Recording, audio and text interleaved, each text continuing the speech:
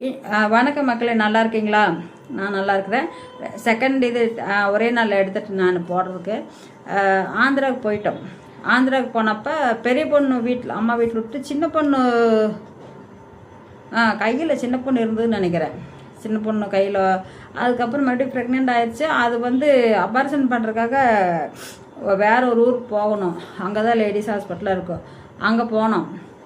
அங்கே போயிட்டு பண்ணிட்டாங்க. அதுக்கப்புறம் எங்கள் சின்ன பிள்ளை இல்லை ஃபஸ்ட்டு எங்கள் இருந்து போனப்போ ஃபஸ்ட்டு ஒரு டைம் ப்ரெக்னென்ட் ஆகாட்டி வேண்டாம் இப்போ அப்படின்ட்டு அபார்ஷன் பண்ணிடலான்னு பண்ணிட்டா. அப்படி கூட்டி போய் ஒரு மணி நேரம் போகணும் பஸ்ஸில். 1 மணி நேரம் 1.5 மணி நேரம் போகணும். அந்த ஊரில் எங்கள் அண்ணா இருந்தாங்க. சிரிக்காக்குளம் அப்படிங்கிற ஊரில் எங்கள் பெரிய அண்ணாங்க வேறு பசங்களோடு சேர்ந்து ஏதோ பிஸ்னஸ் ஏதோ பண்ணிக்கிட்டு இருந்தாங்க. அங்கே ஹாஸ்டலில் ஃபுல் ஃபீவர் வந்துருச்சு. நான் அபார்ஷனெல்லாம் முடிஞ்சிருச்சு.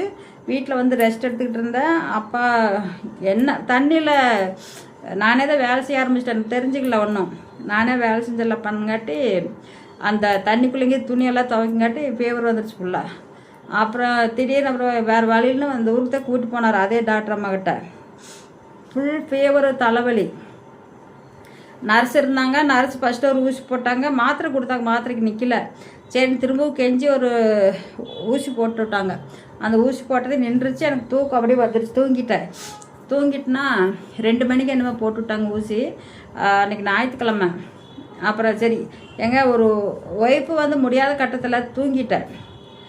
அந்த தூங்குனதை எப்படி தெரியுங்களா, அந்த நர்ஸுக்கிட்ட சொல்லிவிட்டு வேற ஒருத்தர் தாட்டி விட்றே வருவாங்க அப்படின்ட்டு எங்கள் அண்ணங்கிட்ட போய் அந்த வீட்டுக்கு போய் எங்கள் அண்ணங்கிட்ட போய் சொல்லிவிட்டு உன் தங்கச்சி எங்கள் ஹாஸ்டல் இருக்கிறப்ப போய் பார்த்துக்க அப்படின்னு சொல்லிவிட்டு கிளம்பிட்டேன். அப்படி நாங்கள் இருந்த ஊர் அது ஒரிசா பார்டர். அங்கே போயிட்டு அப்படி அங்கே ஒன்றும் கோடிக்கணக்காக போயிட்டார். அப்படி ஒன்றும் அங்கே கோடிக்கணக்கான வருமானமோ இல்லை ஏதோ ஒன்று எதுவும் இல்லை. ஏதோ போகிறோம் வர்றோம். நம்ம தனியாக இருக்கணும், தண்ணி போடணும், லேடிஸ் சீட்டு போகணும், சீட் ஆடணும். இதுதான் அவர் வேலை. அது ரொம்ப இன்ட்ரெஸ்ட் அதில் தான். அந்த மாதிரி ஒன்றும் காய்ச்சலோடு இருக்கிறேன். விட்டு போட்டு போயிட்டாங்க. எங்கள் அண்ணன் நின்றுக்கிட்டு எங்கள் அண்ணன் இன்னொரு பையனும் நின்றுக்கிட்டு இருந்தாங்க. அப்புறம் சாயந்தரம் 7 மணி ஆயிடுச்சு. நான் தூங்கி எந்திரிக்கிறதுக்கு 7 மணி ஆயிடுச்சு. எந்திரிச்சு பார்க்குறேன், ஒருத்தரையுமே காணோம். நான் படுத்துட்டு எந்திரிச்சு ஒருத்தரையும் காணோம். அப்புறம் எந்திரிச்சிட்டு எனக்கு ஒரு மாதிரி படப்படப்படன்னு வந்துருச்சுங்க. என்னடா ஆளுங்கானோ ஒன்றைங்கானோ அப்படின்ட்டு. அப்புறம் அதுக்குள்ளே எங்கள் அண்ணன் பார்த்துக்கிட்டு இருந்துட்டு பெரியண்ண கிட்ட வந்தாங்க. நல்லா இருக்குதா இப்போ அப்படின்னாங்க. அப்புறம் கை தாங்கலாம் பிடிச்சி வெளியில் போய் ஆட்டோவில் போய் வீட்டுக்கு கூட்டி போயிட்டாங்க. அவர் எங்கே நான் கேட்டேன். அதை தான் கேட்டேன் ஃபஸ்ட்டு. அவர் எங்கே அப்படின்னேன். அவர் போயிட்டாரு, நாளைக்கு நான் கொண்டாந்து அங்கே விட்றேன் அப்படின்னா. அப்படி இல்லை ஒரு மனசு எந்த கணவனாக இருந்தாலும் இப்படி தான் இருப்பாங்களா?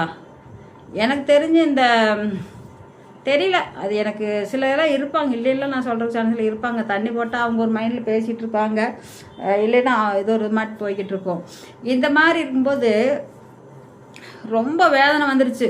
வீட்டுக்கு போயிட்டு எங்கள் அண்ணன் மறுநாள் இல்லை அன்றைக்கி சாயந்தரமாக தான் கோழிக்கறி நம்ம எடுத்துகிட்டு செஞ்சு கொடுத்தாங்க. எனக்கு வேண்டான்ட்டேன். நான் எனக்கு சாப்பிடவே பிடிக்கல. கஞ்சி மட்டும் போட்டு கொடுக்குன்னு சொல்லி கஞ்சி மட்டும் குடிச்சிட்டு வெயில் காலம் வெளியவே கட்டில் போட்டு படுத்துருந்தேன். அப்புறம் மறுநாள் காலையில் 10 மணிக்கு கூட்டிகிட்டு போனாங்க. எங்கள் அண்ணா கூட்டிகிட்டு போனாங்க. அங்கே போய் பார்த்தா வீடு பூட்டி இருக்குது. அது எங்கே போய் எங்கே வந்தாலும் ஒன்றுமே தெரியல. அப்புறம் எங்கள் அண்ணா என்ன பண்ணாங்க, ஏற்று வீட்டில் தெரிஞ்சவங்க இருக்காங்க, அவங்ககிட்ட விட்டுட்டு அவர் வந்தால் நீ போ அப்படின்ட்டு கதவு சாவியில் எங்கேயும் இல்லாமல் கொண்டு போயிட்டேன். அப்படி சரி எங்கள் அண்ணா விட்டுப்போம் சரின்ட்டு நானும் கம்மிட்டு இருந்துக்கிட்டேன். நைட்டு 9-10 மணிக்காட்டு வந்தா அப்படி வீட்டுக்கு. அது வரைக்கும் நான் உட்காந்தே கடந்த வெளியில். அப்புறம் நான் வந்த கூப்பிட்டா கதவு திறந்தா. அப்படி கதவு திறந்துட்டு ஒன்றுமே பேசலை. எப்போ வந்தால் யார் கூட்டியாக இருந்தாங்கன்னு எதுவுமே பேசலை. ஏன் விட்டுட்டு வந்துட்டீங்க அப்படின்னேன். ஒன்றுமே பேசலை. ஏன் அதுக்கு திரும்ப ஒரு டைம் கேட்க மாட்டேன். ஏன் அதுவும் ஒன்று இருந்தான்ல என்ன அப்படின்னு. அப்படி ஏங்க ஒரு கட்டின கணவன் நம்பி வந்தால் நடு ரோட்டில் விட்டு வருவாங்களா? எனக்கு அதெல்லாம் மனசுக்குள்ளே ரொம்ப நொந்து போயிட்டுனுங்க. அந்த வாழ்க்கையை பயந்து வாழ்ந்தனுங்க. அது ஒன்று தான் உண்மை. உண்மையிலேயே எங்கள் வீட்டுக்காரருக்கோ எங்கள் பிள்ளைகளுக்கோ எங்கள் அம்மாவுக்கோ யாருக்கும் தெரியாது. நான் பயந்தது ஒவ்வொரு நொடியும் நான் எப்படிலாம் வாழ்ந்தேன் அப்படிங்கிறது யாருக்கும் சொல்லி புரியாது. ஏன்னா நெஞ்சு வலி அவ்வளோ வந்துடும். என்ன சொல்கிறேங்கன்னா திகில் மாதிரி மனசுக்குள்ளே ஐயோ ஐயோ காணாமே என்னாச்சோ எங்கே போயிட்டாரோ எப்படி இருக்காரோ என்னமோ தெரியல நம்ம இப்படி அனாதையாக கிடக்கிறோமே என்னென்னமோ நினச்சி ரொம்ப டென்ஷன் ஆயிருங்க. தூக்கமே வராது. ஒரு 2 நாள் 3 நாளைக்கு வீட்டுக்கே வரமாட்டா அப்படி. அது எங்கே போயிருப்பா அப்படி என்னவோ தெரியல. அதுக்கப்புறம் 3 நாள் கழித்து வருவோம் அப்படி. ஒன்று புது சட்டை எடுத்து போட்டுட்டு வருவோம் அப்படி, இல்லைன்னா அந்த அழுக்கு துணியோடு அப்படியே வருவோம் அப்படி. என்ன கொடுமைன்னு இருக்கிறீங்கன்னா நிறையா இருக்குது. நான் மறுபடியும் சொல்கிறேன் உங்களுக்கு.